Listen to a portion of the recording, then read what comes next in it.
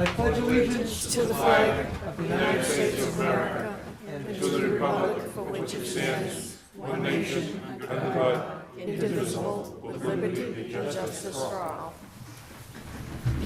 All right.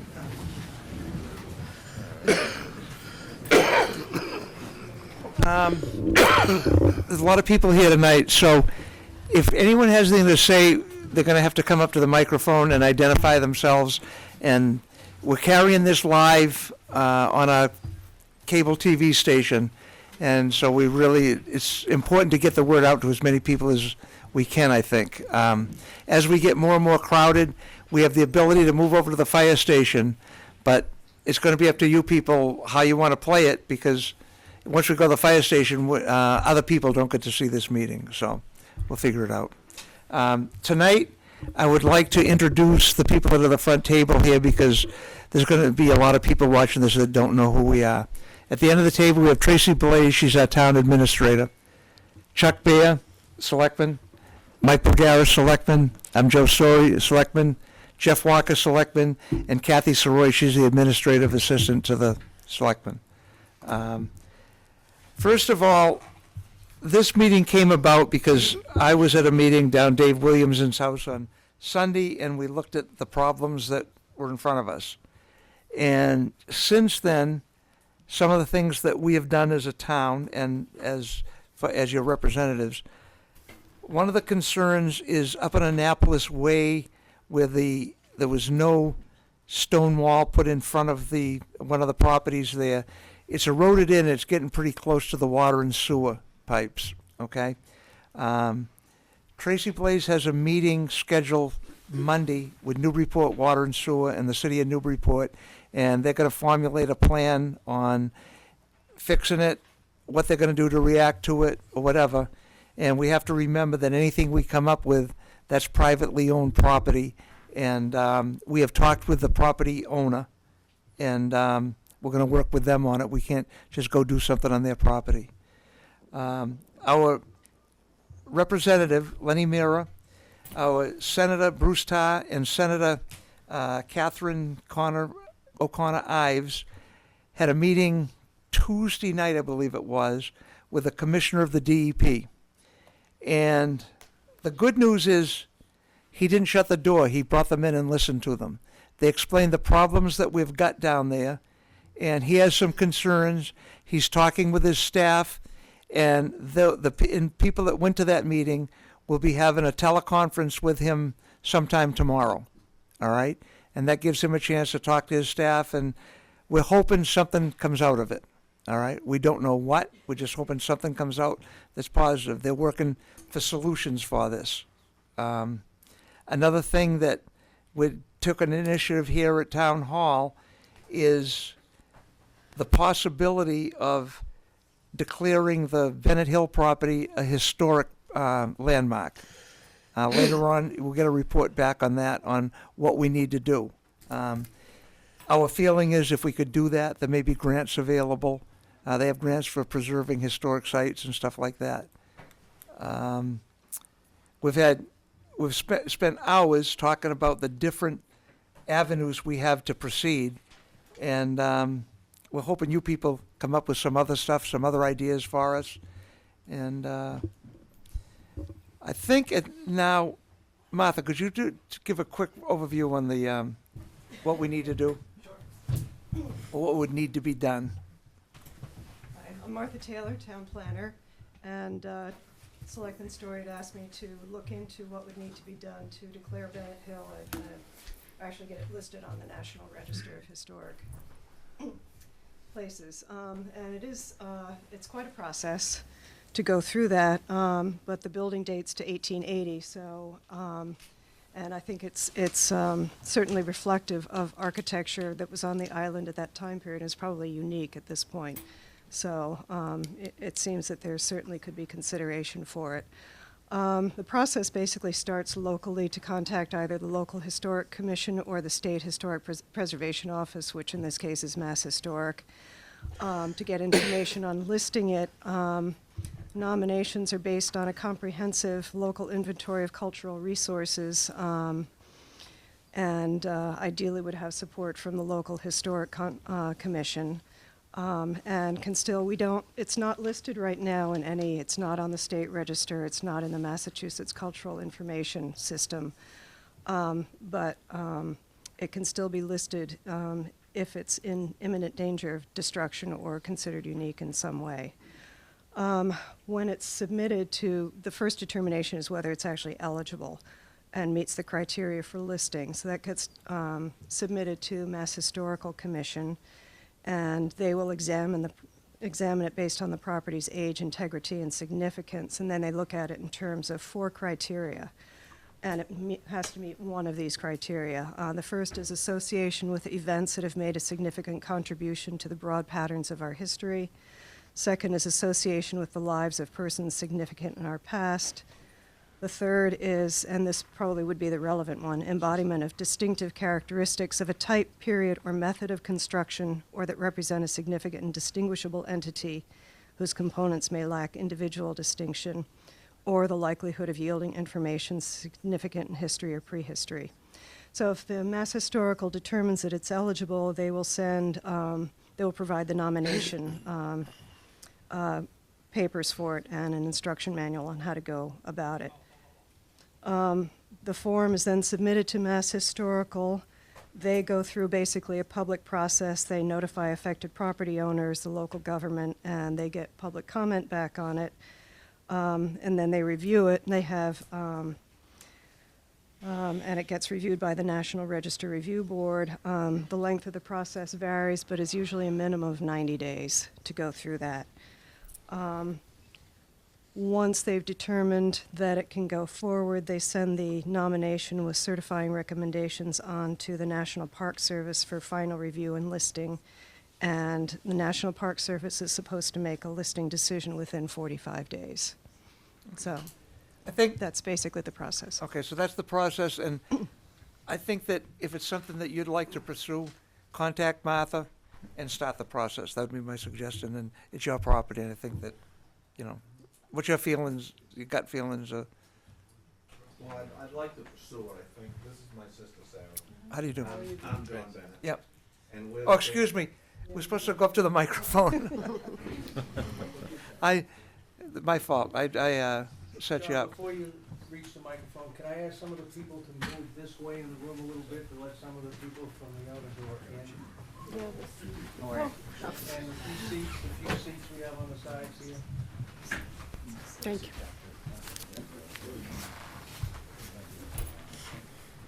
All right, this is John Bennett. His family owns Bennett Hill, the property that we're talking about down at Plum Island.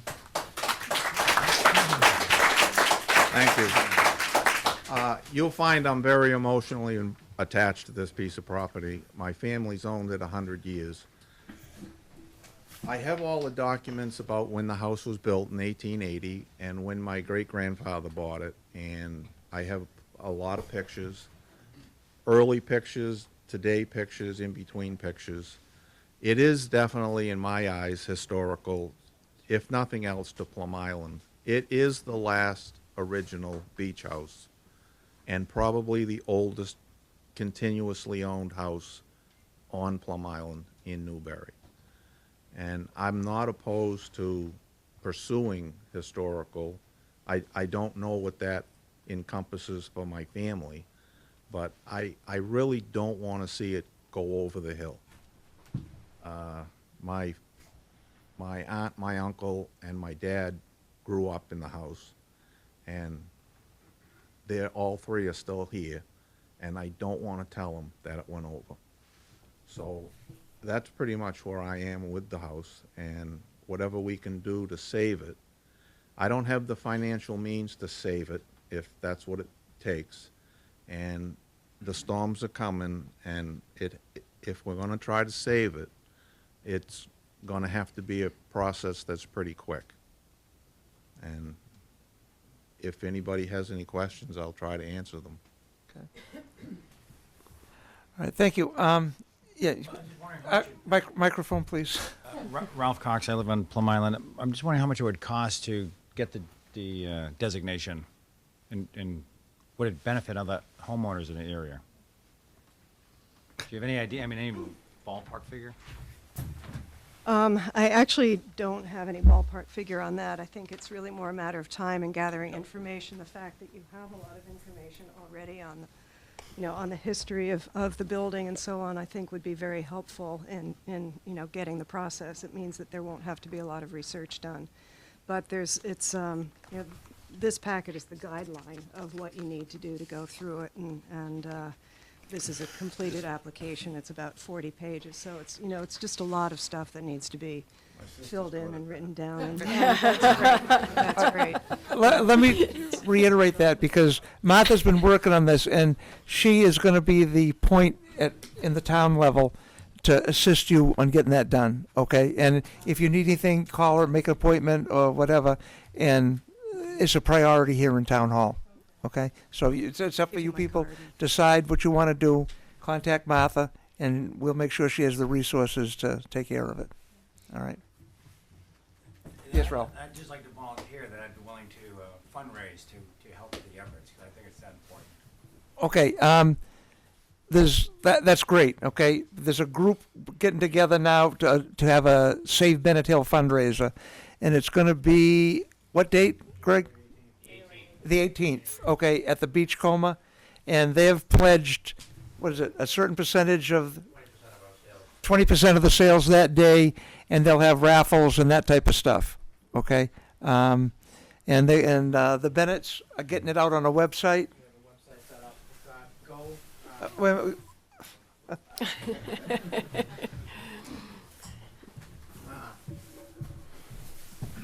So there's a website set up right now called gofundme.com/Save Bennett Hill, where you can go make online donations that'll go directly to the seawall and helping the Bennett family. Thank you. Okay. Mr. Story, if you don't mind, I didn't know it was going to go this way, but I just say I'll start by donating $2,500 just to get it started. Thank you. We don't know each other. I don't know them, but I just, in the spirit of trying to help out, I'd like to do that. Okay, thank you. All right, that's so much with that. I guess we can start with questions. Does anyone have any questions for us? Just before, Okay. you can hear me, right? Just before we start with questions, I know there's a tremendous amount of concern in this room. I want everyone to know that the concern is very much shared by everyone in Town Hall, and especially this Board of Selectmen. That's why this meeting is being called. As we discuss things in this room tonight, we're looking for solutions. Dissonance is no answer.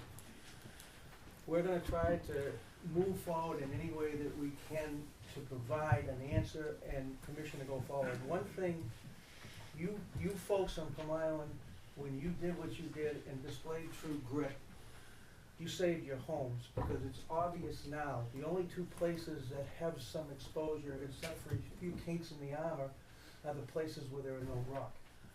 So what you did worked.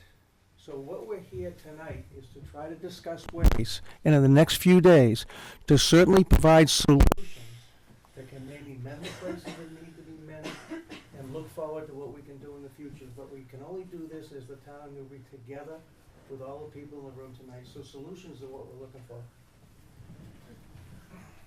Joe, Bob, why yeah. don't I start a discussion and then Okay. listen to.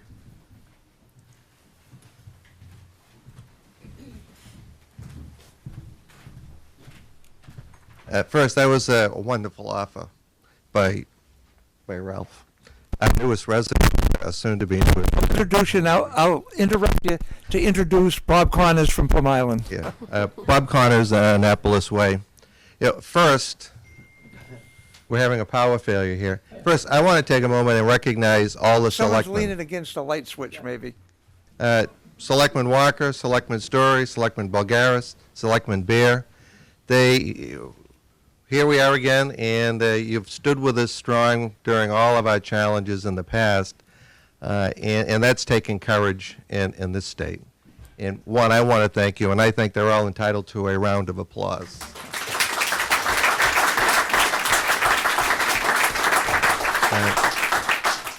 Tracy Blaze, our town administrator, she provides adult supervision for all of us.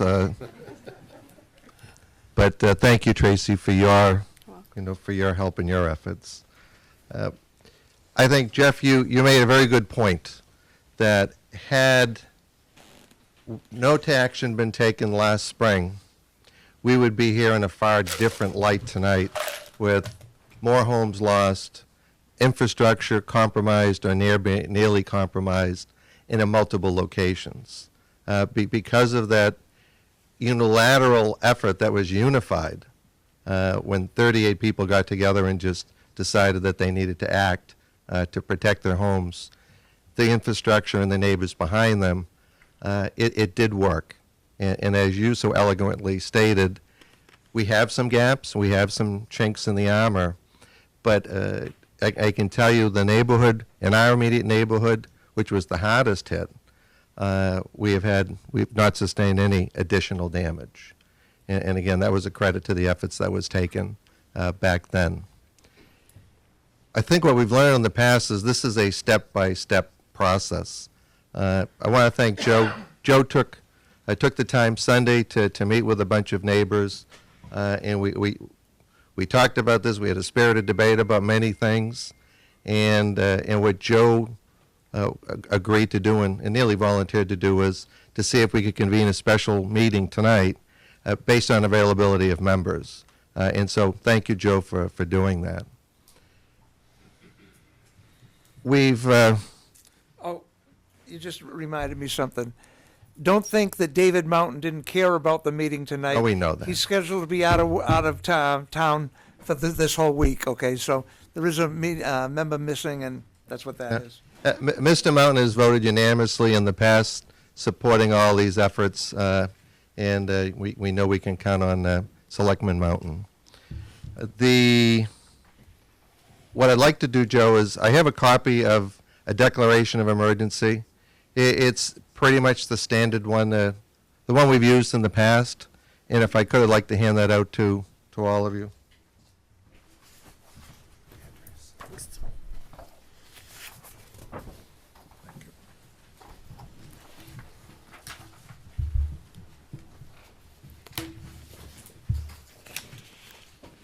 Where'd you get back from that?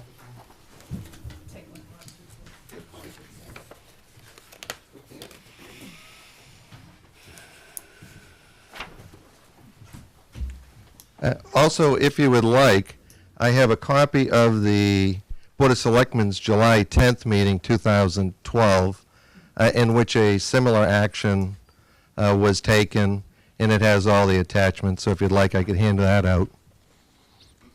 That's all right.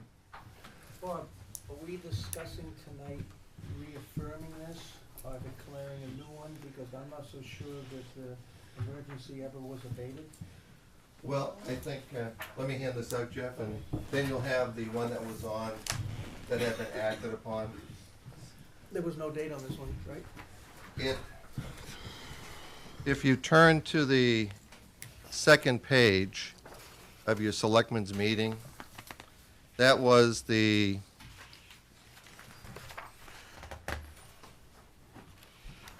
had a sunset of December 31st, 2012, unless it was amended, canceled, renewed, or extended by the Board of Selectmen. So it would have required an affirmative action. So that's the point to redo this. The current declaration of emergency is identical for all practical purposes. A couple of the words have been changed. The dates have been updated.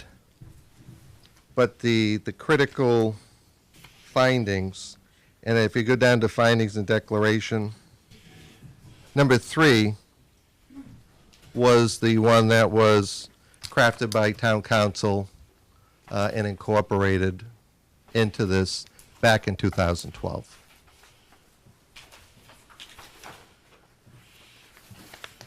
So what I would suggest, Joe, if possible, you have that. Why don't I step down, let people come up, share their stories and opinions and visions. With the crowd, the large crowd that we have here, I would just simply suggest that you may want to entertain, given priority to Newbury residents or Newbury property owners, just being that we don't want to be here to the wee hours of the night. And truly, this is a community issue, and although others may have opinions, if they're not a resident or a property owner, I don't think tonight's the proper forum for them to discuss their views. Thank you. Anyone? Okay. Come on up, whoever's got anything to say. Or has it all been said? This is the time to get up, share your story, share your concerns, and what would you like to do? My name's Bob Watt, 7 Ivy Lane, Newbury. I applaud the efforts that were taken by the Annapolis Way residents and the selectmen, the town, etc. I think they've done a wonderful job. One of my opinions is I feel that the job's been started, it should be finished by the residents of Annapolis Way. I think a lot of the concern with taxpayers is that taxpayer dollars should not be expended on this project. I think one of the concerns should be there is a DEP issue, obviously outstanding. If town funds go into this project, I feel that as an endorsement of the project could be construed as such, and we could get ourselves in a bit of trouble with the DEP. But I think once the town financially signs on, I think we could be opening up a can of worms. I will also be donating to the foundation, be happy to, but I think it needs to remain a private effort rather than a public effort. Thank you. Thank you. Thank you. Anyone else? Dave? Hi, Dave Williamson, 1 Southern Boulevard. Bear with me here. Well, first of all, I'd like to thank the Selectman, Joe, for all your support, meeting with us Sunday, and everyone else involved, your work on the Historical Commission. That's good news. I'm a neighbor. I live next door to the Bennetts, and have been neighbors for 20 years, and we get along great. And it's breaking my heart to think that we could possibly lose Bennett Hill this weekend. They're forecasting wave force that's equal to the storm last weekend that took away tons and tons of sand. So, and it's from a southeast direction. So if that happens, we could see it topple in this weekend. So, you know, keep our fingers crossed and it doesn't go over the hill, you know, and we can get funding through through this approach with a historical designation. That's great. But we need to do something, and we need to do something this weekend. And I understand that there's a meeting tomorrow to see if DEP will more or less act in the same manner they did when we put the stones on last year. But I'm hoping somehow that we can start putting stones on tomorrow, somehow. That's what it's going to take. Now, I know that personally, I appreciate people's viewpoint that this should be done by private homeowners. I'm in complete agreement. You know, we chose where we live, we knew the risks, and it's up to us to fund that effort to protect our homes. What we're really asking for is just the ability to protect them. Now, when I went to put stone on the beach last winter, I ran out of funds at $25,000. And it wasn't like I had them. I just couldn't risk trying to make sure I could find $25,000 and scrape it together to pay that bill. And but when I was having the rock arranging for that, I called the Bennetts and said, guys, is there any way? I have a good deal. Can you join in? And as you know, John, they don't have the money to do that. So he said, I'm going to have to take my chances. Well, we knew what would probably happen. You know, that without the stones, you know, they were going to be a target for further erosion. And that's exactly what happened. So I'm poised right now with a question. What do I do? I ran out of money, so I didn't complete covering a rock wall on my own property. So I'm poised right now to have a contractor to start to extend on my property and then keep going across the Bennett's to the other side. The problem is that's going to be, that's, to do it right, that's a $90,000 job. And the contractor wants, he wants a commitment from me that I would cover that. So I appreciate any pledges for immediate assistance, if we could use that kind of money, but to get real about saving them, we got to do something right away. So any help from anywhere would be of great assistance. To direct, I want to direct some thoughts of mine about whether the town should commit any money. And I appreciate your comment with the DEP exposure. But I think if you are a resident of Newbury, or even anyone that is using the water sewer system, both in Newbury and Newburyport, you should have great interest in helping us save homes and protect the water sewer system and keep any houses from falling in in Newbury on Plum Island. And let me just talk about how that affects everyone. I'm not sure if you're aware, but 8 beachfront owners met with the Mass State Appellate Board, and we just got about $20,000 in property tax credits for this past tax year, based on falling property values. With all the negative publicity, banks won't give you a mortgage on Plum Island.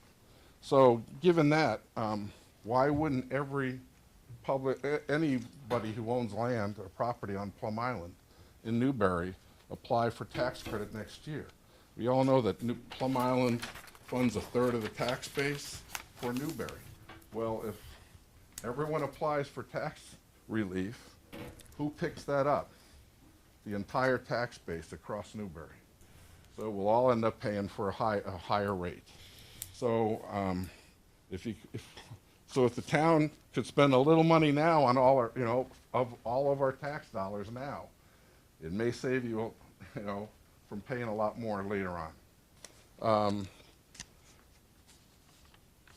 There's also an issue. If houses fall in, that's obviously a loss of tax revenue right there. But do they keep paying the betterment after that? The town owns, would own any defaults on the betterment payments, right? Well, the town has the bond for the whole project. Right. Yeah, the town's liable for the bond. So if people default on their betterment payments, then the town would take that, and I'm assuming that would pass on to the tax base, right? The town has liens on those properties for those betterments right now, Okay. so they're secured. But who would buy them? That's right. Exactly. So if they couldn't be sold at some point, then that burden would pass on to Yep. the tax base. And then we talked about that one property on Annapolis Way that we had severe erosion, and it's approaching the water sewer pipes. Well, obviously, if there's a break in the pipe, that affects people, but they could shut the gates at the end of Annapolis Way, and it would only affect them. But what if the ground's frozen? We have a bunch of water come splashing over, and it could create a huge lake at the bottom at the low point in Southern Boulevard. If it's deep enough, it could go in candy canes and get sucked in, end up down at the sewage treatment plant. Huge amount of salt water there. What's the impact on the plant itself? That could affect anyone using the system.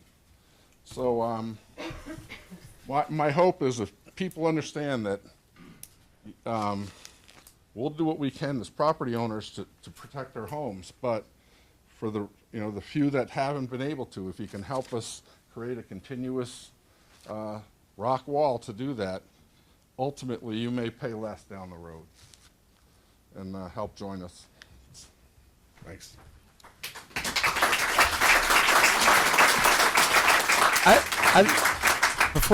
I'd like to add something that Dave said, and if anyone goes down to that area where we're very vulnerable on Annapolis Way, stand and look at the ocean, then look behind you, and you'll get an idea what would happen if we had a breach there, because someone told me today, and I don't know, it's a builder, so he should know, that it's 18 feet below the road down there, that bowl and behind there. So, but as you start to think about this, and you ride down there tomorrow, take a look at, we're not talking about that one property up in Annapolis, but if that broke through there, we got a lot of big problems. And we aren't, I shouldn't say we, but the Newburyport Water and Sewer Department is not set up to isolate that area down there. They've set up and put the mechanism in place to isolate Annapolis Way. So I just want to add that to what Dave said. Hi, my name's Greg Sawyer. My family owns a piece of property on Fordham Way. We've owned it for my entire life. We've been protecting our property for all of my life with fences and sand dozing, and as our neighbors have done. I feel as though at some point in time, we as a town, as Plum Island, needs to understand that it's great for the oceanfront property owner to protect their peace, but our peace protects the rest of Plum Island. And unless we decide that this is a Plum Island problem and a town of Newbury problem that needs to be addressed and taken care of, we could lose the whole island. And I think everyone needs to be on board about that and realize that it's not just the oceanfront property owner's problem. Thank you.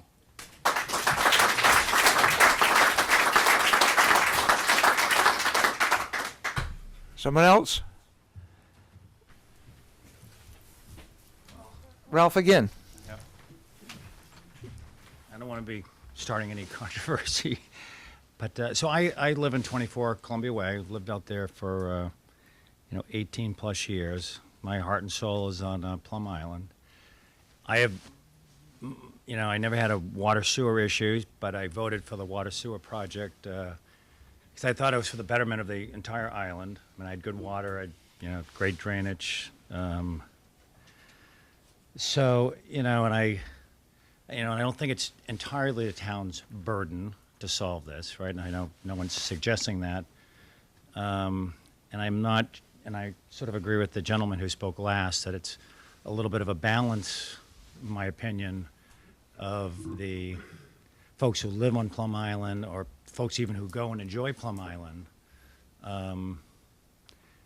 to maybe participate in some way, and I don't think the town has ever said they're washing their hands of it. It's obvious you've called this meeting, that you have a sense of responsibility, and 18 feet's not that's one storm, right? If the sewer water, I mean, what's the cost of fixing that? And if it goes further, what's the cost of fixing that? So, it's always nice if we could all get on the same page and think if everybody did a little bit, it adds up to a lot. And, again, my properties have no effect to these issues or my property. Yet I feel a responsibility to participate and willing to do so. So, if there was and this is a stretch, but so if there was another betterment, I don't know how much it costs to do riprap. If I think there'd be a lot of people who would be willing to step up in some way to participate. It just needs, what is the total cost? What it would mean to the individuals at $100 per house? Is it $50 per house? Is it $200? It's probably something fairly minimal if everybody would volunteer, if they knew the order of magnitude to fix Bennett Hill, or not fix Bennett Hill so much, but put a riprap over these properties. And is it $90,000? Is it $150,000? What is that per resident or per house? Or and it's easy math, quite frankly, and Well, what we can do is, Bob, how much did it cost you? I know you're here and you've got a pretty robust wall in front of your house. Rough numbers, you go 50 feet there, or? Joe, I can't tell you because my wife's in the room. Okay, all right, all right. Joe, I'll follow up with Ralph. I have some comments. well, So, you know, I think everybody's here in the spirit of cooperation, and I'm not certainly saying it's the town's responsibility and it's just the oceanfront responsibility. So I'm just saying, from my point, who have, you know, like it doesn't, you know, it's not, I'm not losing my home anytime soon from where I am, but I do feel a sense of responsibility, and I think there's a, you know, and I think a lot of people might feel the same way and want to help out broadly. And so I just want to espouse that opinion. You know, Yep. it's not just me wanting to do it. I think there's others. I've spoken to a lot of others, whether they, you know, they're here tonight or not. So I do. I just feel it's more than just the town. It's more than just the homeowners, and it's maybe more than just the people on Plum Island. You know, I don't know how the rest of the community would feel if there was if everybody could chip in a little bit. But I just want to say that as I'd like to help out and be a you know, a point of you know, harmony or coordination and support. So thank you. Okay. Ralph just mentioned a word that has a lot of strength with people in Plum Island, the term betterment. Okay. Real quickly, as you're sitting here, what would you think? How many people would think favorably towards a betterment for Plum Island? You know, that would be similar to the water and sewer thing, which is the ugly thing, okay, to go into a fund to provide these type of protections and everything for Plum Island. Would people have the stomach for that? Anyone that would vote positive or not? What do they think? Okay, that's, There are a lot of poor people on this island. It might be the anatomy book for my daughter's master's degree program, $200. Sure, we need to step up to the mic. $200 should not be bandied about like everybody can afford it. I agree. No, you know, no offense. So I think the betterment, obviously.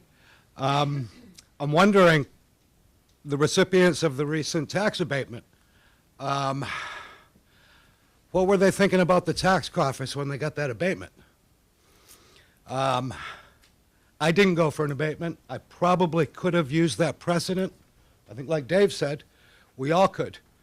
What good is that going to do? So, does that offset the betterment for the fortifications? Of course it does. It should be voluntary. I will not buy my daughter's anatomy book, and I'll put in my $200. I'll be happy to. It should be voluntary. I don't think it can be done by a betterment. My question to the board, and maybe Tracy, is what is the mechanism for the town to allocate these funds if they are allocated? It would require town meeting approval at this point in time, and our next meeting would be in May, So Dave's, inclusive of an emergency. I appreciate Dave's urgency, of course, and everybody else's. Where would the money come from to do it by this weekend? We don't have an appropriation. yeah. Well, I think the question's a pertinent one based on what Dave was saying. It is, but I think we're still brainstorming, having a general discussion. about it. Absolutely. It's a very good question. But I think there are other steps we have to get through first, before we can get to that at this juncture. All right. Did everyone hear Bob? He didn't go to the microphone. Yeah. What? Can we re-raise that question tonight if we want to delay it? Sure. Yeah. Sure. So I guess just to finish my question before Bob cut me off, there will be no public funds allocated prior to the town meeting? Is that correct? We don't have a mechanism to can't do it. Yeah, we appropriate can't funds spend money we don't. without town meeting. Yeah. That answers my question. Thank you. The basic fundamental responsibility of local government, state government is providing a police department for protection of life, providing a fire department and a DPW department for protection of property, and a school system to educate our kids. And all of us are entitled to these services, and we pay taxes into a general fund. Not all of us require all these services at a given time. And from time to time, people don't have kids in the school system, but it's their duty to support the school system because it's one of our primary responsibilities. I think what we really need to touch upon is each and every home on Plum Island has a water and sewer betterment, at least, probably with an outstanding balance of $13,000 to $14,000. I'm not sure how much they've reduced over the last 3 or 4 years, but they're 20 and 30 years long. It's a general obligation bond that the entire community is responsible for. The betterment assessment was designed, and there was a cushion built into it so that there would never be pressure on the rest of the general community to pay this bond. What we have now is we have roadway infrastructure at risk on Annapolis Way, on Fordham Way, and now Southern Boulevard. Now, if we have a breach at Annapolis Way, the town of Newburyport and Water and Sewer Commission have a duty to protect the rest of the system, and that will be somehow to isolate that loop. You now orphan approximately 30 property owners that will not be part of the sewer and water system, regardless of whether they're oceanfront, Newbury West, Plum Island, Annapolis Way West, or on the other street side. Now, you take 30 homes. If they can't use their sewer and water, the property is no longer stigmatized, it's toxic. And at that point, what does one do? You force people to decide, do we continue making investment into this toxic property that if without sewer and water you can no longer occupy, and do you continue paying your taxes? That's the reality of it. I mean, that's the doomsday scenario. Now, what this town has done in the past, it's partnered with its property owners, and I'm going to give some examples. When the Center Island area of Plum Island was threatened, what the town did was they stepped up, they provided some investment, and provided some immediate protection to protect the infrastructure. The homes that were in front of the infrastructure, it was a bonus, and you got to preserve your tax base. The Army Corps of Engineers provided a beach nourishment project of which this town participated and paid funds to protect 26 homes on the Northern Boulevard section of town. Now, look at the result. When you look at the investment that was made, dollar for dollar, versus the taxes that were collected over that period of time, and to find the condition up in that area is sound. It's not at risk right now.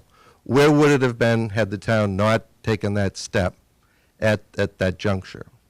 Another example, let's go off of Plum Island, Middle Road.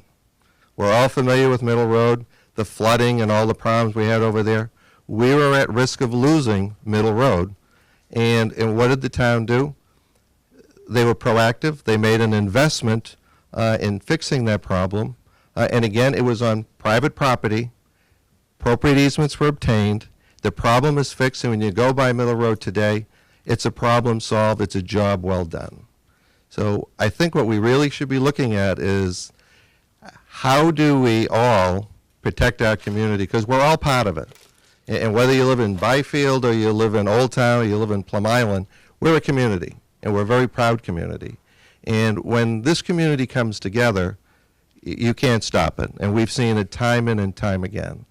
I think what people want to hear and what they want to do is to know that the town is willing to make the same investment that it's already done and set a precedent for.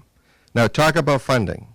If you want to raise money immediately, you have a reserve account in the town. It's for emergencies. It's readily available. It is an act of the Board of Selectmen making a request, and then it goes to your Finance Committee. And the funds are available immediately, but they are certainly limited. So you have options. There is money available. We go to town meeting and we hear we've got $2 million of reserves and all of that stuff. Us involved in town government know that that's really on paper. With our outstanding unfunded liabilities, those reserves are really diminished. But it's time we have to work as a community It cannot only be a private effort because there is a better and greater public interest before it. Everyone that did what they did last spring to protect their homes, protected the roadway behind it, and I'll be honest with you, all of the neighbors directly behind all these homes were very thankful and very relieved that these individuals, collectively and individually, stepped up and did this. And the town supported us in those efforts. The key here now is we had a unilateral effort, individual, individual, individual. We didn't have a common design. We didn't have a common pocketbook. Now what we have is we have a system that's been in place. It's working. 80% of it is working well. We have some gaps. We have some leakage. And again, that was because different people had different ideas and different pocketbooks. What we need to do is collectively find a way to take the unilateral approach out of this and make it a global approach. We need to finish what's been started, plug the gaps, and then infill the weak areas. And that is the first step to restoring values. Now, let me tell you something. There's nothing worse than going for an abatement on your real estate taxes, because you've come to the realization that what you thought your property was worth is no longer worth it. And when your properties are on oceanfront and Plum Island right now, what used to be $1.5 million assessment, and people gladly pay, their taxes when their assessment matches their value, because that's what the law says. So for somehow to be begrudged that someone has filed for an abatement and the appropriate court has approved it because they recognized the unfairness of it, it's shameful. It's just shameful. Now, I'm speaking. Thank you. Now, the key here is, do you go from having properties that has a stigma and notoriety to it that the appellate tax board has recognized to downright toxic, where that no one will buy them? That's where we're at. So we ask the board for your support. We're here tonight because the first step is declaring an emergency and doing the declaration. And I think that's the first step. So what I'd ask, if you would entertain that and urge you to follow the precedent you've set on that, is to address that matter and then move on to what other issues we may have. Thank you. I'd like to make a comment on the.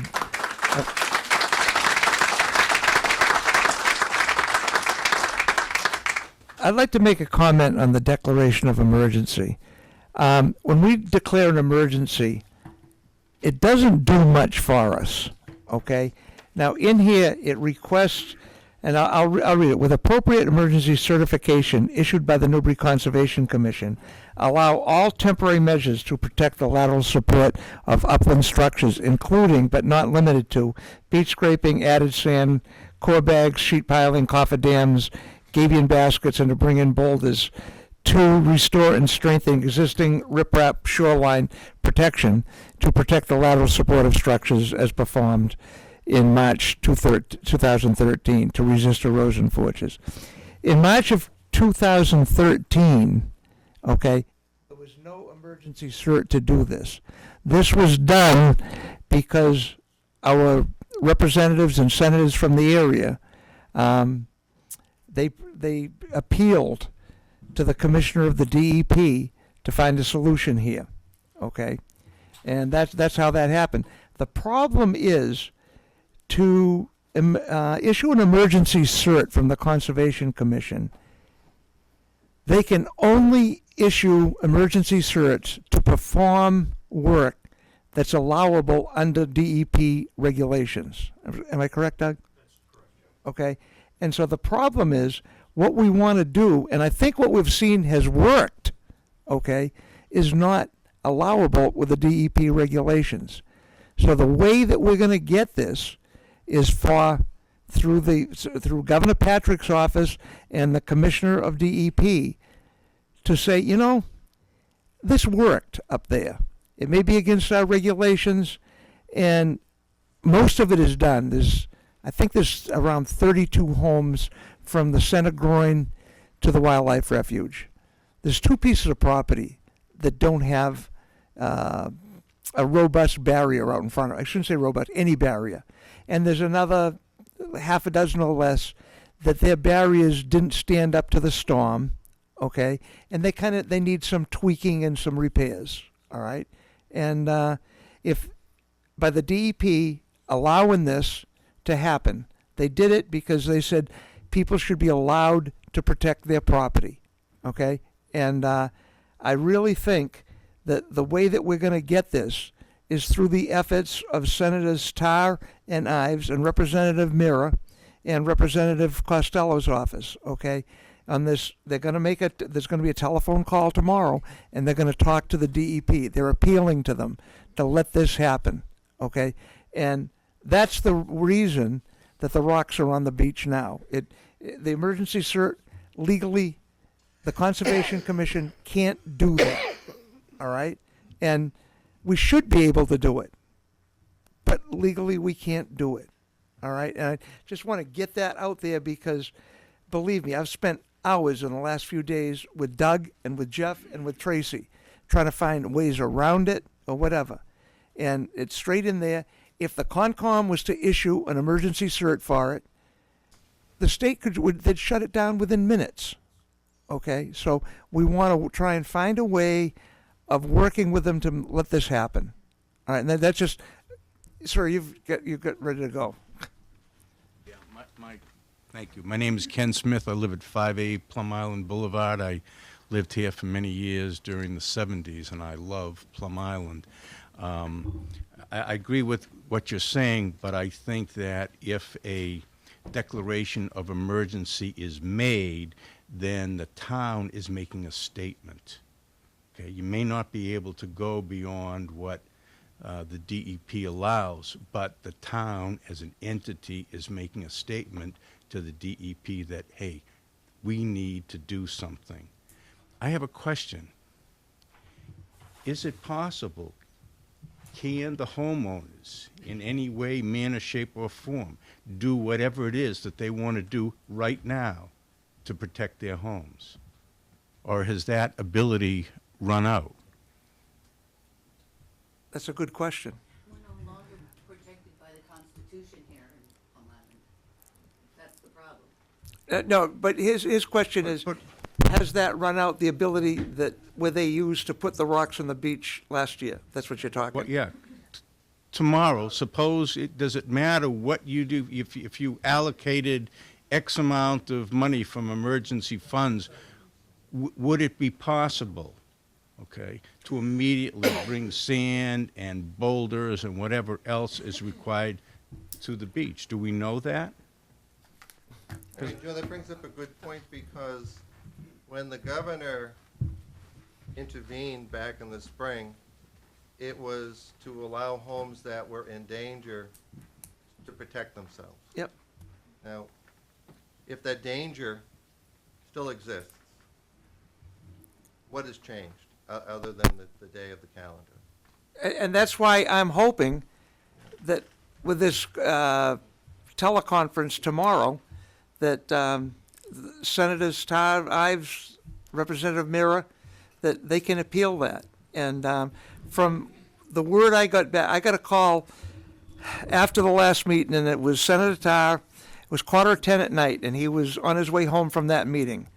And he felt that they were moving in a good direction, and he realizes the urgency, and the governor's office is fully aware of the urgency, and Commissioner Kimmel is fully aware of it. So you've got a good point. And I think that if we can ride this out for, I think after tomorrow, we'll get some sort of an indication on, and again, we're not asking for a lot like we did before. We're asking to fill in 2 voids and do a little repairs, That's all we're asking. Which is actually maybe to, make it right, to fix it the way maybe we should have been able to do it first. But one thing I'd just like to clarify too, and before Doug talks, and usually he talks with great clarity, maybe we should have moved a little quicker. Because I will say this, what Bob spoke of earlier, I think there was money from DCR and the Seacoast funds or whatever, and there was great planning and, you know, and easements to the water. And we took a lot of time to really plan to re-nourish the beach. And there was a lot of planning even when we put the bags in place. When we did some of the work out on Middle Road to protect the road and the infrastructure there, you know, we did go to town meeting. We're kind of, I mean, the audience in some of your eyes are saying to me that you don't think the town of Newbury would step up and help Plum Island for all the reasons we've stated. I think probably they would. And we don't have any problem trying to initiate that process. But I think the selectmen, when we go to throw around tax dollars, have certain ways that we have to do it. I mean, Bob, when we put the roof on the Garstown Grange Hall, we had to go to town meeting, and we own the place. So, I think tonight we'll do the best we can to look at solutions. We're gonna brainstorm. Having said what I said, if someone's got an idea how to address that, Bob, as we go forward, let's do it. But everyone's gonna work tonight towards the same solution, and we've come a long way already. I mean, Joe, again, I think the first step is to declare the emergency. Do we have an emergency or don't we? If we do, we should make the declaration. And it has power. It is very powerful. It's powerful in the eyes when the Board of Selectmen, the leaders of our community, you don't make these decisions and declarations haphazardly. You do it only when there's an emergency. You know, we've been in imminent danger since 2010, and it's reoccurring. We have actually made great inroads in protecting a lot of the infrastructure in homes. And we have, as Joe mentioned, these gaps and the leakage that we need to maintain. You know, I don't think you're having to convince us on making them. I know, Joe, but I think, Jeff, what we should do is take one step at a time. But I think the difference of capital improvement projects that are elective versus emergencies are two different things. Many dollars were spent at Middle Road on emergency efforts, putting in culverts and doing things to stabilize that road and to maintain that road. And when you went for the final fix, we went to town meeting. But there were many, many dollars spent on that. When we did the core bags at Center Island, that was done in about 7 weeks' time. And had it happened 1 week earlier, Jerry Bizzotta's home would still be there. And I think that haunts all of us. But it wasn't for a lack of effort of this town and this board. It's the reality. Our representatives, the regulators, and the governor, this is not news to them that we have this imminent threat on Plum Island. The handcuffs need to come off. People need to be able to protect their properties only because the Constitution and it's right.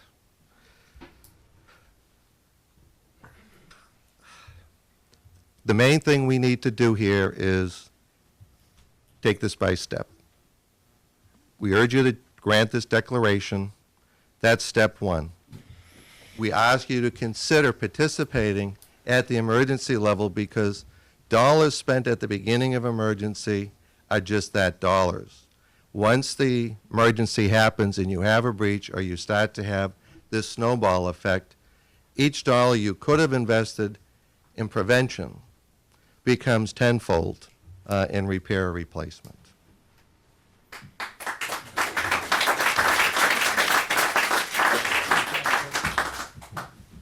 I think the question on the floor when I stood up was whether the commission... Excuse me, this is Doug Packer. I'm sorry. My name's Doug Packer. I'm the town's conservation agent. The question on the floor is whether the door was still open in the governor's eyes or in the DEP's eyes to perform work on this structure. It's my opinion that if that was the fact, then the other day when our delegation was in there, that would have been relayed to them. I think they would see this as a separate action. I support your action. As a commissioner, I support your action. I think that these walls need to be repaired now that they're in place, and I think the gaps need to be filled, and we're certainly going to work in that direction. I think that if we take it into our own hands at this moment, We're going to take any goodwill that the commissioner or the DEP intends to send our way and maybe put a stick in their eye, and I don't think it's the time to do that. So I would like to work through those channels first and see what we can get out of them. Why do you say that? Why do I say what? It's like a stick in their eye. How do you know that they won't just continue to look around, look the other way? I think that's a real risk, to think that if you go back down there and to perform that activity without getting at least a nod from them, I think that you stand a real risk of having them step in and stop you. What if they say no tomorrow? We're going to have to cross that bridge when we come to it, Dave. I don't know what we'll do as a town. We'll have to discuss that if we get a no tomorrow. We'll discuss it as a town. We'll discuss it at every level. Can the people step up to the microphone? Because there's a lot of people at home watching this on television. My name is Dan Tolpin, 32 Fordham Way. And from my understanding, the DEP never gave us permission to do anything. They, as a matter of fact, sent a letter to us after the stones were put on saying we'd probably have to take it down. And then with a letter from the lawyers from the Pacific League Fund that Bob is affiliated with, sent them a letter. They said, okay, we won't make you take the things down. So since they never gave us permission to do it initially, I don't think they're going to give us permission to do it now. But it is an emergency, and I don't quite understand why the town doesn't see it as a time to do something before there's a breach. I mean, the water that came across Harry Trout's old property already has come across the road, and there's a sewer system opening right there. Something is going to happen, and I think that it behooves us to do something before it happens, not after. I'd like to make a comment on, we never did get permission to put those rocks in place from the state. Okay, what was said, I happened to hear one end of the phone call that day, okay, and I was with Senator Tarr. He had sent his staff into the governor's office, and they put a full court press on saying, we're in the middle of a storm, there's houses washing into the Atlantic Ocean up at Plum Island. What are you going to do? All right. A few minutes later, the commissioner called Senator Tarr and said, look, if we're losing houses, I will not stop the people from protecting their property. Okay? And he said it like right now during the storm, people can do what they want to protect their property. And Senator Tarr said, I want to follow up with you, and I want to make sure that you're not going to be punitive to the people after the fact. And he agreed, okay? And he said, and he said, and at that time he said, and I'm going to pull all my people off of Plum Island right now with the next phone call. Okay, so that was, we never had permission, but I think someone used the term, we need a nod from them. Okay, and I think that's what we're trying to get, is a nod. And we have an awful lot of good technical arguments on this, because one of the biggest reasons that the DEP doesn't like hard structures on these beaches is because of the problems you get at the ends. Okay, everyone that's familiar with Plum Island, the waves hit it and then it swirls around the end of the hard structures. It did it at the core bags, the first core bags we put up north of the groin. Okay, and that's where you get the problem. What we're trying to do is eliminate 4 or really 3 of the ends, because the structure at Bennett Hill will tie in to the next wall, which is down at Dave's house, okay, and then into the groin, okay? And the piece we're talking about up in Annapolis, there's 2 ends there, okay? And if you look at, that's where, I mean, it like moved in there like a funnel. Those ends caused a lot of problems. So I think that I've talked to Representative Mira, I've talked to Senator Tarr, and part of their discussions are going to be, we want to eliminate those ends, okay? And it's something that DEP understands. So we're really speaking in language that they understand, okay? It's not totally adverse. All right, you know, believe me, they don't think it's the greatest idea in the world having all those rocks on the beach, but they know they're there, and they know they're protecting people's properties. So if we can just try and get them to come along and say, you know, we're going to stay off of Plum Island for a few days. That's what we need. Okay? Hopefully they'll do it. Yeah, that's what that's what I'm hoping for. Thank you.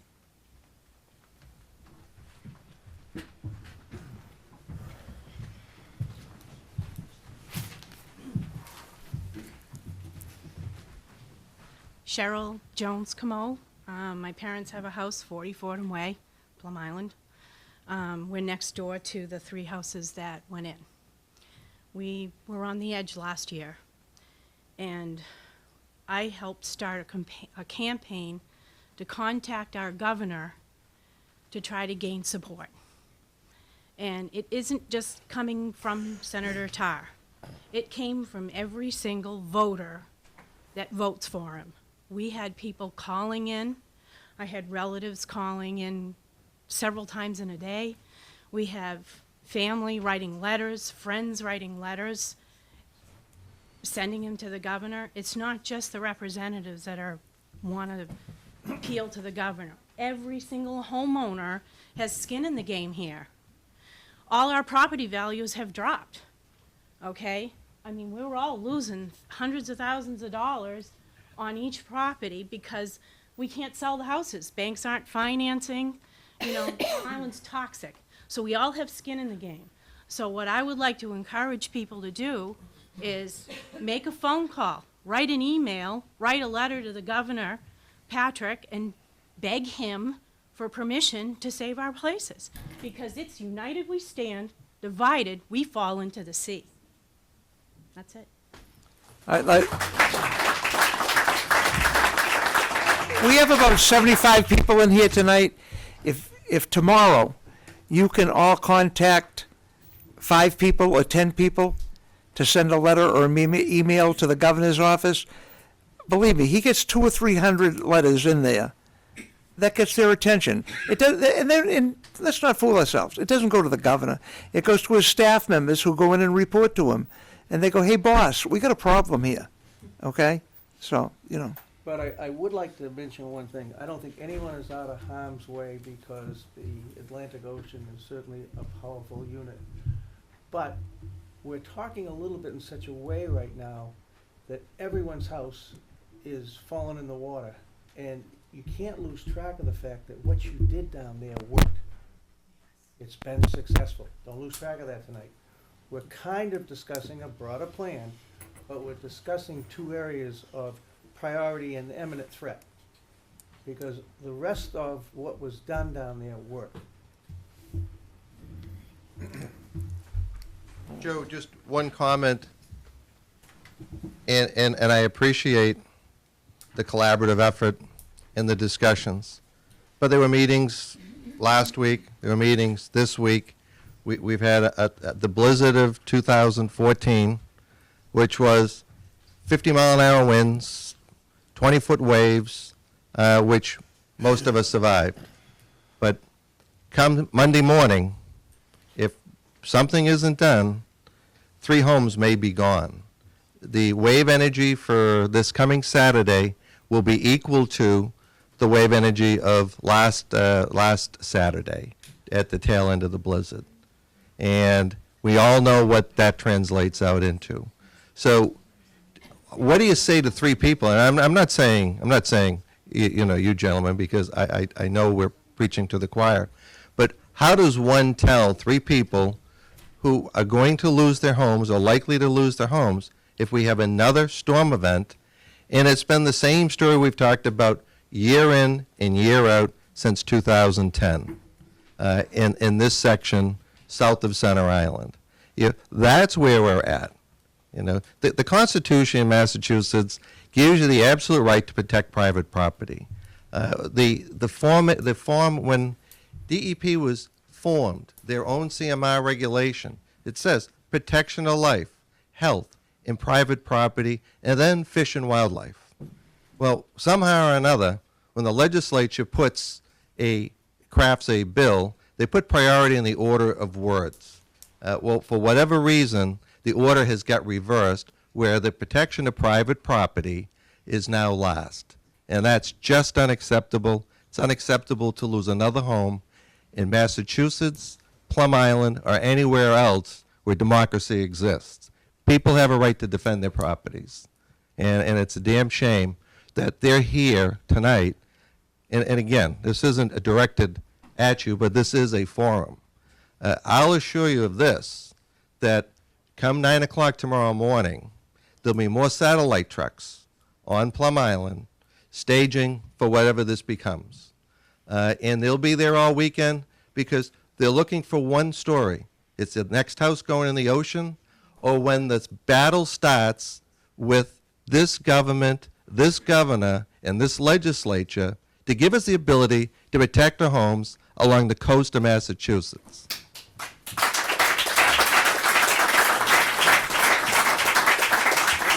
I think we agree with you, okay? Joe, I The know. town has never stopped anything, okay? I'm looking at you, Joe, and It's really frustrating sitting here as a selectman watching what we have to go through, okay? watching And, a house burn to the ground and saying you can't use the water. yeah, I mean, that's what we're up against. But, like I said, I think we're close. I really believe that we're close to filling in the voids we have down there. And I think that's very, very important, okay? Anyway. Hi, I'm Greg, 4th Street, 10 4th Street. I keep hearing everything about what we should do, when we can't do it, how can we do it. Is there any other option besides, there's no way we're going to put a rock wall up in 3 days. Christmas trees. Wait a minute, yes, we can. Okay, but it's money. It all comes down to the money. How much money can you throw at this in 3 days? You can't come up with $50,000-$60,000 in 3. Would Christmas trees work? Would there another option to Band-Aid for a month, or is it just do or die? I'm not an expert, I'm not a I don't know, coastal I just- geologist, okay? I'm not- If you look at the force of the waves during a storm, the only description I can give is when our previous town administrator, Chuck Costro, was here, and he came to one of the first storms down Plum Island, and he looked out there, and the waves were boiling around like everyone here has seen them, and he said, "My God, Joe," he said, "that's the North Atlantic." He said, "We're the town of Newbury. We don't stand a chance." Okay, so when you talk about Christmas trees, I think that years ago, Christmas trees were used, but they were used earlier in the year, and they were used to capture sand, so you had more of a volume of sand in there. Okay, but that's, no, I mean, these are the things that are gonna find solutions, What? No, No. thank you, Greg. One thing, I think some of the suggestions on the floor is maybe we go one thing at a time. And unless the board chooses not to, I'd like to entertain, to make a motion to accept, or to make a declaration of emergency. Yeah, I'll second. All right. So we should have discussion, and then we'll read. Yeah. I think it's a good idea. However, I would like to, on paragraph 3, okay, what we're doing is directing town bodies to break the law. I mean, I think that it's symbolic, it's good, but I think we should really try the first step and do things legally with the regulations. Okay? The rest of the stuff, declare, and the other thing is, I think that if we declare a state of emergency for the whole of Plum Island, I think people look at it and go, yeah, again. I would like to define the areas we're talking about where we have an emergency. I think it might be more effective. Okay, we know we've got an emergency at Bennett Hill. We know we've got one up at Annapolis where there are no stones. Okay, and then we can prioritize, and there's another 4 or 5 areas that are weakened. But I'd like to define what areas we have an emergency instead of all of Plum Island. And just so people know, a declaration of emergency requires a vote of the selectmen. We can if we have a storm, something starts to go awry, I make a phone call, and within 10 minutes, it may be longer, depending where it is, but we have to have 3 selectmen here at Town Hall, or we can meet anyplace else, okay? And we can declare the state of emergency. It's not a long process, okay? We can act quickly if we have to do it on that. So, again, that's my thoughts on it. Can I add one thing? Yep. As far as the whole island goes? The only thing that I can add to that, and this is for discussion right now, I can understand your point, and it's well taken, but as far as affecting the whole island, I was on the island as a back in the summer of '69, and I saw the ocean come right down the center of Plum Island Boulevard and go all the way to past Sunset Drive. And that night, many cottages went in on the ocean front. There's only one road that goes on and off Plum Island, accessibility. If that breaches over there, that could make this island impassable, and I think it's going to affect the whole island. So, I don't know, I think I should declare a state of emergency for the whole island. Second thing, when we did Center Island, and we had all the problems up there, at least at those meetings, we had the federal government on board, the state agencies were there, and the town, we all got together. It was sort of a collective effort. And, Well planned. yeah, well planned. And I'd like to see them back on board again. I don't know what it takes to get the federal government here. They were down in Louisiana, Katrina, they were out at Atlantic City. And, these people are just as important as the boardwalk. And I think, I made the motion before that we at least have the National Guard here. They could help with a lot of this erosion, and even bulldoze the sand. But We did send a Yeah, letter to the governor right. requesting that. And I believe they did set them down, right? But I don't know No, if they no, they did. ignored it. As far as Ignored it, all the right. bulldozing the sand on the beach, Right. they respond to emergencies. But we had talked about doing, when we talked about the beach scraping project, enlisting them to do that. Right. And they never responded to the letter. But what we did, north of Center Isle was a collective, it was done collectively with the federal government, because I remember, and we had to come up with our portion of the money, and there was a plan there, and we were able to do it. Yeah. I don't see why we can't do it now, I mean, I know we can't do it now, the way things are on the table, but, Well, the big thing the federal government helped us with was with the dredging of the river, okay? And, they were gonna have a product that we could use, and we partnered with them on getting it, all right? And, they were a great deal of help in that. Cheryl? I want to just make a point about the selecting certain spots for state of emergency. I would be really concerned about tying our hands with that, because I want to kind of remind everybody, last year, Annapolis Way was the one in trouble, okay? Everybody knew that Annapolis Way had a big problem. But a couple of good storms coming from a certain direction, all of a sudden Fordham Way was in trouble. What I want to say is, each storm is unique. Each storm comes from a different direction. There's different circumstances, tides. Not everyone is the same, and not every location gets hit equally or the same each storm. I would be afraid if you were to just designate certain areas versus the whole waterfront area, because you don't know what storm's going to hit us next. right, huh? So be careful if you're gonna select a certain area, you could be leaving other areas that we don't think are important now, but all of a sudden will be later. You'll be tying our hands on that. So I would be concerned about that, because every storm's different. My point when I made the original thing about declaring these is, within a half an hour, we can change that at any time. Oh. We're not tying our hands. Okay, Okay? It gets declared and we can change it within a half an hour. I would make a suggestion. You have an order of conditions that was issued in 2010.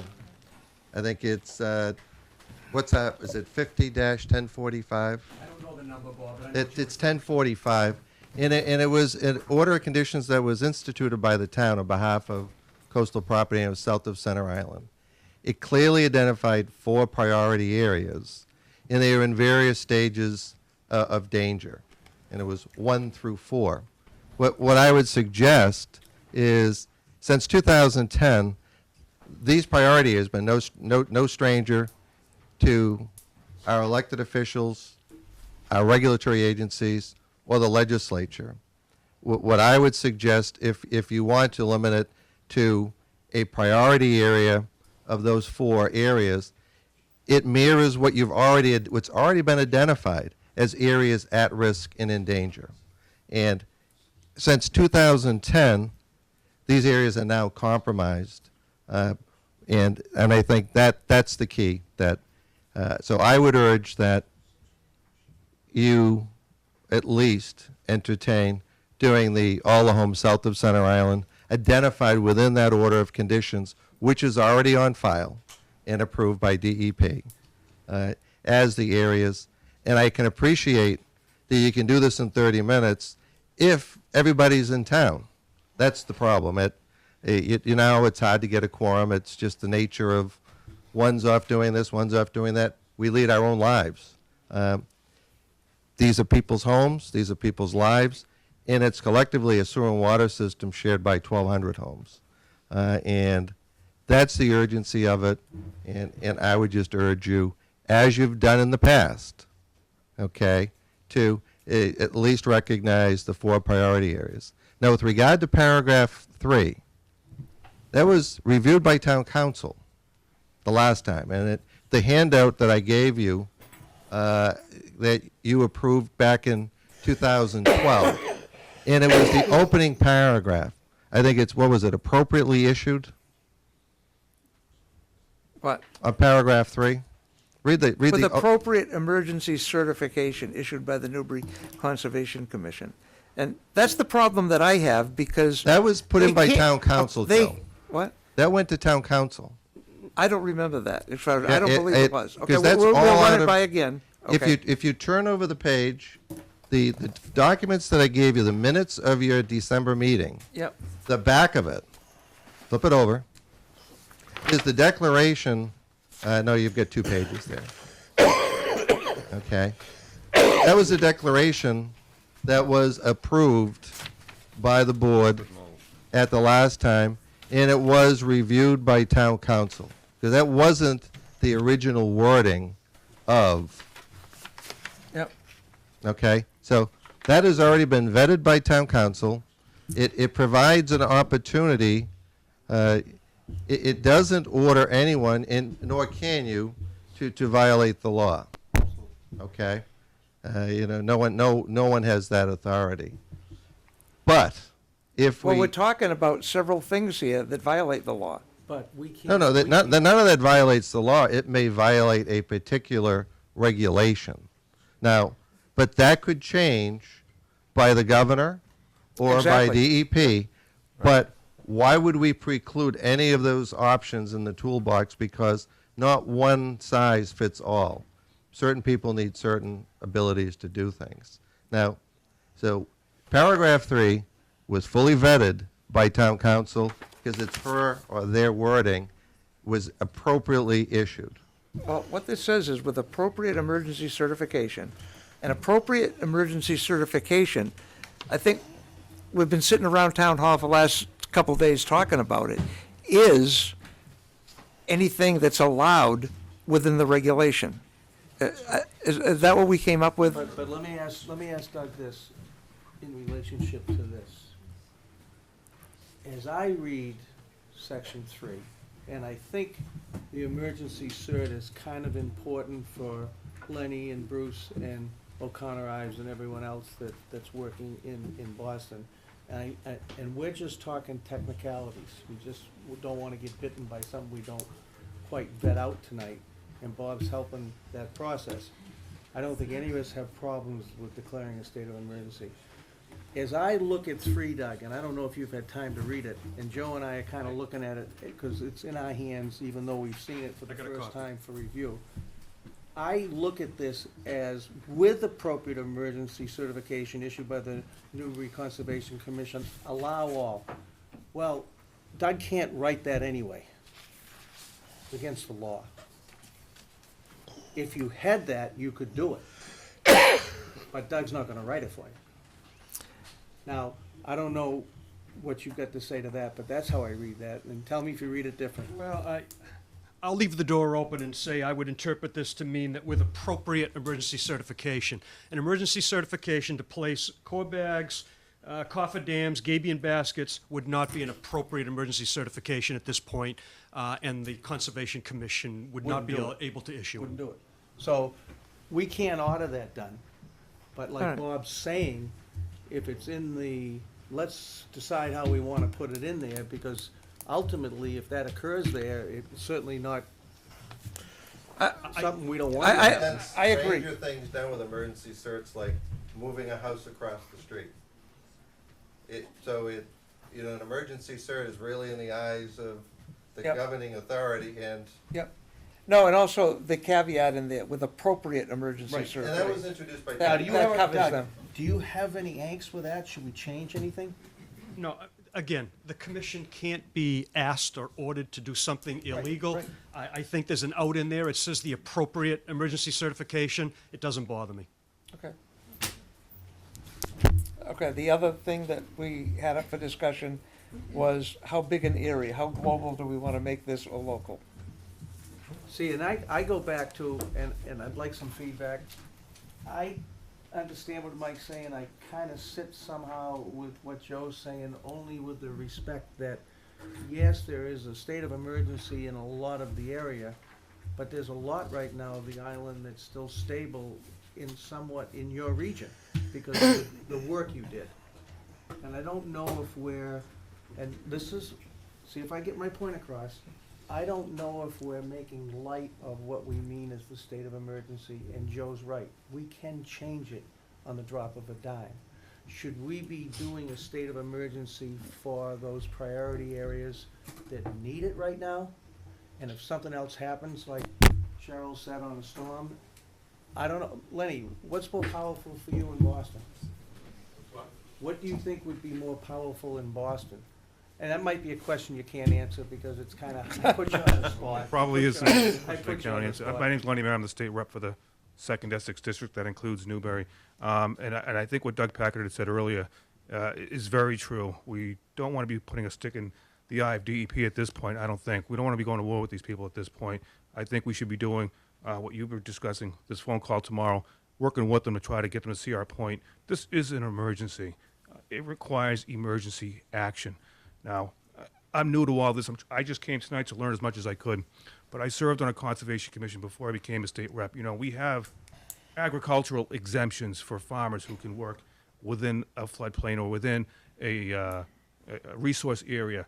We provide exemptions for them. You know, I can't understand how we can't provide exemptions for homeowners who are about to lose their homes into the ocean. I just don't understand that.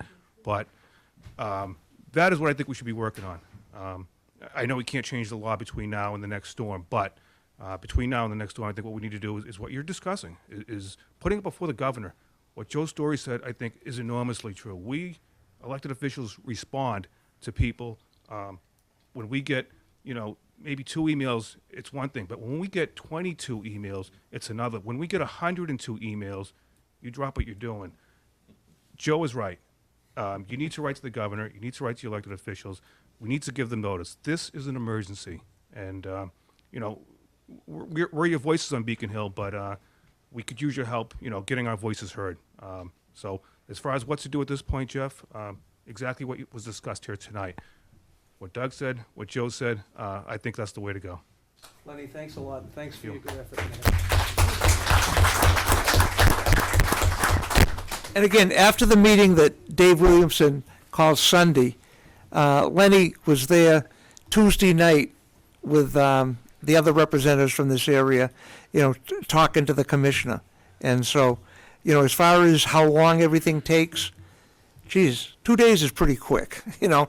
It's not quick enough for what we need, though, okay? And they've got a phone call tomorrow. It'd be real nice if they make the phone call. What time is that call, do you know, Joe? I do not know. It's sometime in the afternoon, I believe, okay? After that meeting, if they get an agreement for a nod, and this isn't approval, but it's the fact that, okay, you know, go ahead, you know, I'm not going to do anything, you know, vindictive or punitive against these people. I mean, it'd be real nice to get that call tomorrow afternoon. Again, we can only hope for that. All right? And in the meantime, what? Low tide is at 12:30. Okay. That's the sweet spot. All right. 3 hours before that, and 3 hours after, the clock's put on the beat. I have all the confidence that you can move low tide back a little bit, Dave, if we need it. But anyway, going back to this, if they can get that and we can get permission, then that's the first step. We still have to find a way of paying for it, okay?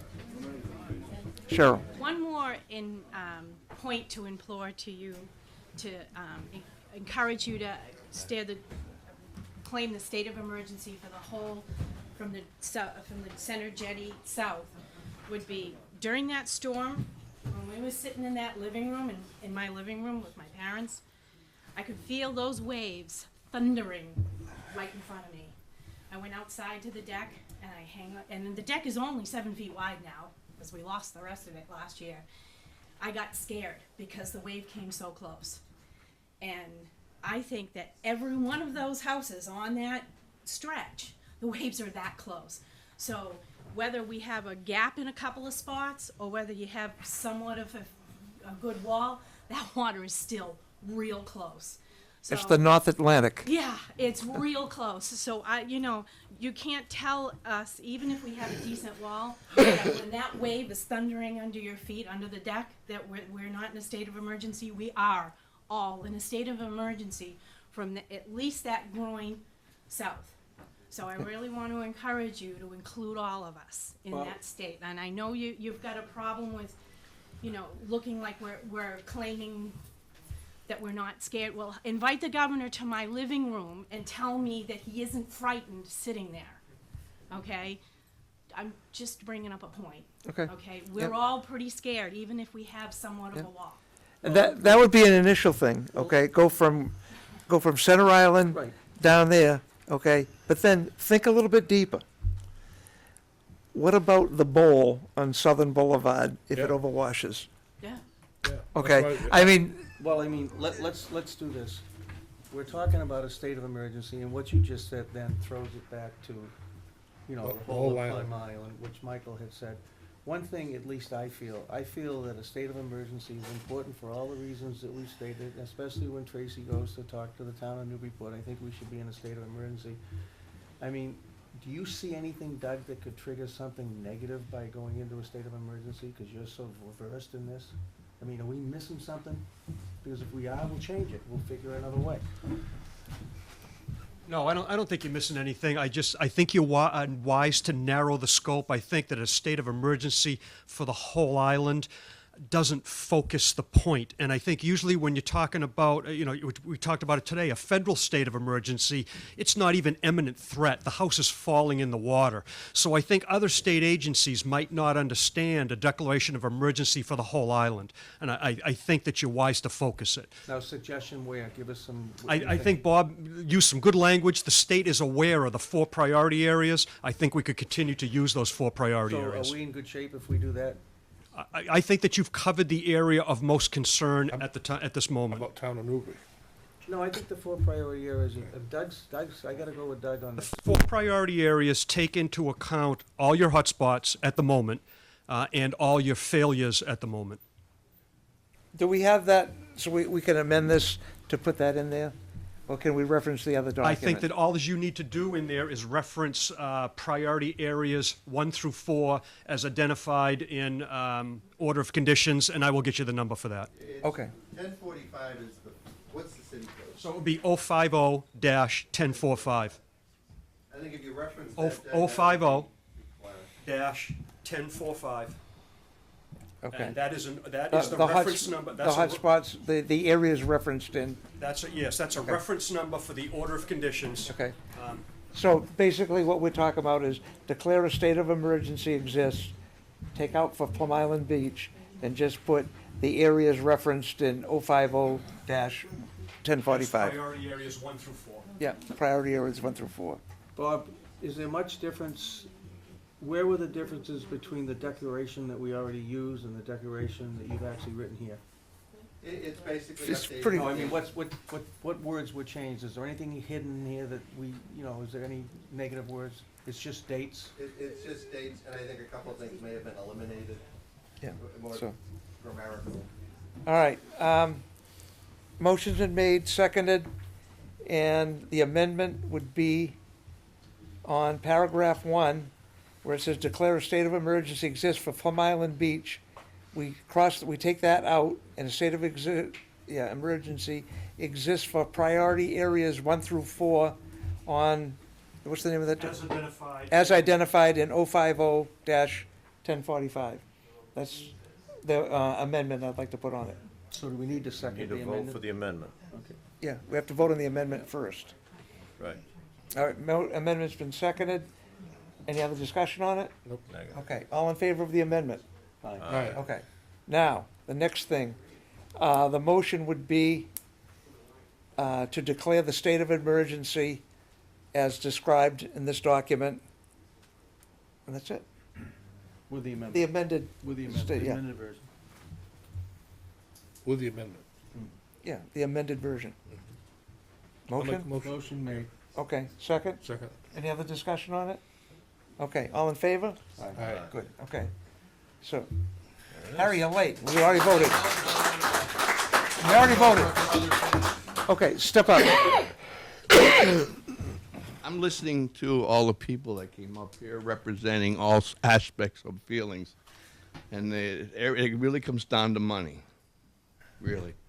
And we talked about the jetties, no money there. Talked about the nourishment on the beach, and everyone along the East Coast that's looking for money. What I'm suggesting is, I worked my whole life, and you had to worry about payroll. You had to worry about where's the money coming from. We need an income source. And I challenged the city of Newbury. You're going to talk to Newburyport. Let's put an easy pass on Turnpike. Everyone can chip in. Everyone can chip in. We have a source that we can go to the bank and say we got an annual income, and we can borrow what we want. But this is long-range planning. Yeah, I'm just saying that's a, for someone. Let's look at what does it take to put an easy pass on that turnpike. Obviously, the people that live on the island will have some benefit, but that's what we need is an income. Second of all, I just went through the National Flood Insurance Program. Boy, you don't even know what it's all like. I'm just telling you, that's another aspect here I don't want to open up, but that's something else. And because with Homestar losing, that's going to create another animal. And I believe that, and I don't know what we're going to get from it, but Congressman Tierney is putting the pressure on them to modify it. And it's not going to, it'll never go back to what it was, I don't believe. That's my own personal opinion. But Congressman Tierney's office is working on that. Boy, it's the biggest Ponzi scheme I ever saw. Yep. Okay? That's my 2 cents. That's great. That was worth 3 cents. All right. One more thing I think that bears mentioning is we'll often hear about the desperate straits that Plum Island is in, and definitely, it certainly exists. But the last time the jetties were built, Bob, you were there, right? Where are you? I'm back here. What happened after the jetties were built in front of your house and Steve's and in there? What, no, the jetties. Oh, the ground? Oh, who was there? Those were put in way before anybody. No, I'm talking about the actual rebuilding of the jetties the last time. Didn't we- 1974, the repairs, I think. Repairs to the main jetties. Didn't we get a lot of accretion on the beach at that time?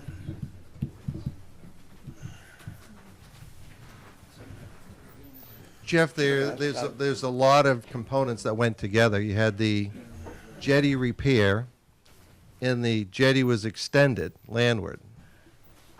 You had a beach nourishment at Center Island, but then you had a change in dredging practice. All three things happened within about a 5-year period of time. The big one was the Army Corps was dredging the river every 2 years, and they were hauling the spoils 2 miles offshore. In 1980, they were required to start disposing of them near shore.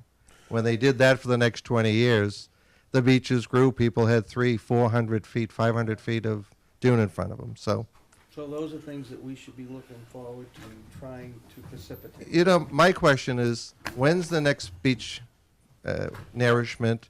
When is the next dredging of the Army Corps? What's happening at Plum Island is not nature. It's solely caused by a federal navigation project, and this is shoreline damage that Plum Island has been suffering. Nowhere along the coastline of Massachusetts do you have 30 feet of accretion or 30 feet of erosion. We all have the same wave energy. We all have the same tides. You have an unnatural impact on this, and it's time that the federal government step up, take responsibility for the mistake they made 100 years ago, and then fix the mitigate the damages that they've caused. Well, one thing is, and Mike said it earlier, if it is along the lines of what we can do to start to think the way to engage some of the processes that occurred back in the 80s anyway, that certainly as we're rebuilding the jetties, added up to a lot of accretion on the beach. We ought to start, like Mike had mentioned, to go after and look at some of the federal answers and the more broad Massachusetts answers and see, we need to plan more too. We've been so, not short-sighted, but we've been so focused on our problems that now I think it's time also to go back to planning board. Planning board? Wow. Well, we'll go back to Conservation Commission. How's that? Dave. Last word from Dave. Probably He's not. been, well, probably the best, Probably the best not. word you've been thinking. A few points. Someone raised the point about those of us that were getting a tax abatement. What did we plan to do with that money? Well, at my house Sunday, those of us in the room all pledged to take that tax abatement money and put it into a fund for beach renourishment. So, I thought it was the Bennett Hill we're going to. well, wherever. I mean, Okay, yeah. Wherever.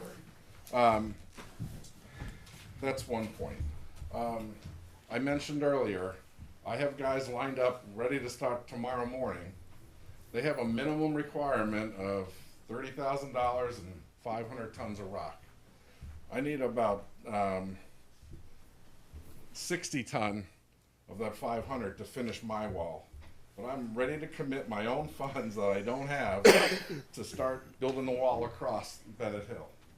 So, and they're prepared to keep working and bring 1,500 tons to do the right job and continue right across that gap.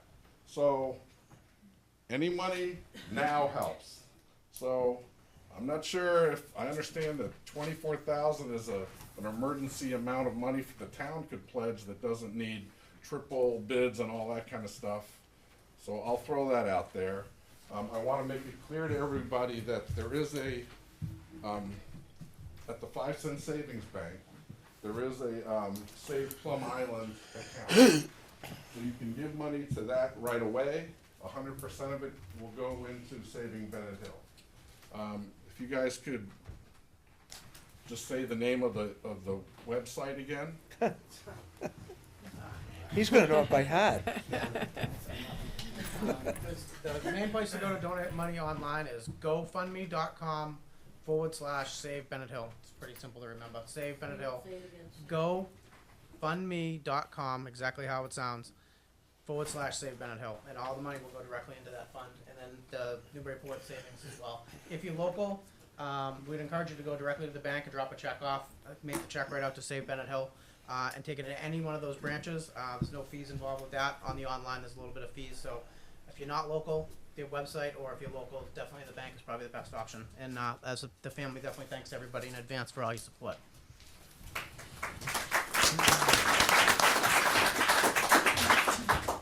So I appreciate the fact that we're worried about if we start moving stuff tomorrow morning, you stick in the eye of DEP.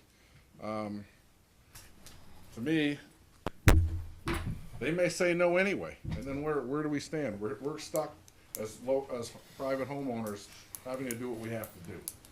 So in any case, I appreciate somebody giving me a call when we get that nod. If I get the call, Dave, If we don't start before then. I'll be running around. I'll be driving around Plum Island tooting my horn. Okay? Because I can't stop the tide. Yeah. And then another point, we talked about Greg is doing the benefit at the Beachcomber on January 18th, and he raised $8,000 or $10,000 last time he did this, and that will certainly help. What other points do I have? We could use whatever money we can, and we'll put what rock we can. So thanks.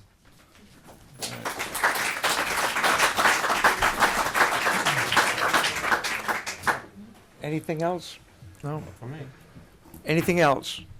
I think we're all in this, working in this, for a solution. And again, we want to cross our fingers and hope for Lenny to do a great job tomorrow, okay? Lenny's crossing his fingers.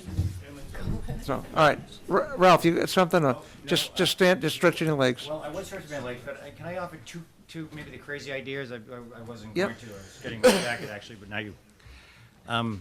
One, I don't know if we've approached the Seaport Council. Doug, I'm looking at you, sort of, the Seaport Council. Have you? Seaport Advisory Council Yeah. was the pot of money that came originally to do the sandbagging at Plum Island Center. Okay. Yeah, I'm sorry. Sorry. All right. I'm sorry. I don't want to rehash it because it just. The Seaport Advisory Council was the holder of the pot of money that came through DCR to do the sandbagging on Plum Island in the first place. It was a grant that was morphed to the sandbag project. It was originally money that was allocated to put a compass station at the center. It took about 3 weeks to morph that into a grant that allowed the sandbags to be placed. So I'd just like to offer my help in going back to them, looking at a barge, a long-term solution. You know, I have a lot of contact relationships. I helped create that, so I think I could help the town if I'd love to work with you, Ralph. Would love to work with you. So I'd love to. That's long-term, and then short-term, you know, would an ad in the paper? This is the crazy idea. Would an ad in the paper to, you know, if someone had put a full ad to the broader Newbury Report and, you know, in the Daily News to talk about this fundraising effort, whether it's for Bennett Hill. Yeah, I it'll mean, probably get picked up by the Globe, so yes to your answer. Another thing is, we can put that on our website. Website. If someone thought an ad, Town of you know, Newbury. asking and letting Yeah. everybody aware of it on the Facebook, Fridays, all that I'd stuff. love to help out that way too. Yep. Thank you. All right, I think we're all done. Joe, unless- what about emergency funding From where? from the town? I understand that if you keep it below $24,000, that, you know, it's money we could use right away. It doesn't have to go through a bid process. And, She controls the person. Hardly. No, I think what you're referring to, the 25,000 is the procurement laws. So you wouldn't have to go through a procurement process to spend that money. But we don't have the ability exclusive of the reserve fund, and that requires a finance committee meeting and their approval. So you'd have to be petitioning the finance committee. Well, and what does it take to get them here? Well, I mean, if I'm incorrect, the selectmen have to make the request, and then has to be submitted and approved by the finance committee to either approve it or not approve it. But it must start at the board of selectmen. We'll look at for a that. transfer request. We'll look at that Monday before next Tuesday's meeting. Tuesday night's Okay. meeting Yeah, comes that's first. right. Yeah. now, does Table that, till then and- does that have to go to town meeting? No, not reserve fund. Not the reserve. Appropriations do. Patrick, What about the money? microphone. What about the money that was taken from all, that was Can't hear received to the town, from all the land sales down the island? Why can't we dip into that to help this situation out? That requires town meeting appropriation. You can, but it requires town meeting appropriation. Everyone's saying it needs to be done, it needs the money, I mean, Understood. the money's there, it's not doing nothing. Understood.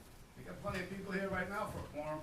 We don't have this many people at town meeting. No, that's true. All right. Anyone else? No? All right. Thank you very much. Thank you. Thank you. Thank you, people. Get the contacts with Martha.